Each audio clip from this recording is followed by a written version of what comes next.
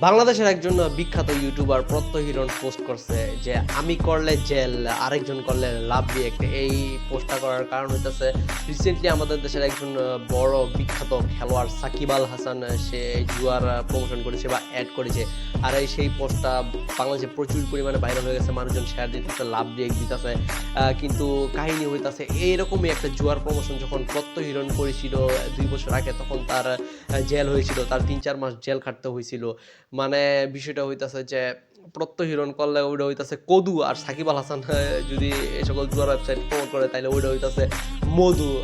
না হলে সাকিব আল হাসান যে শুধু এখনই এই সকল জুয়ার ওয়েবসাইট প্রমোট করে বিষয়টা কিন্তু এমন না। আওয়ামী লীগ সরকার থাকতেও সে প্রমোট করতো বা এড করতো, তখনও তাকে কিছু বলা হইতো না। আসলে এগুলা থেকে বুঝে যেতেছে যে দুর্বলের উপর মানুষ জুলুম করে। হ্যাঁ, তখন প্রত্যয় হিরণের বিরুদ্ধে পুলিশ নিজে বাদী হয়ে মামলা করেছিল।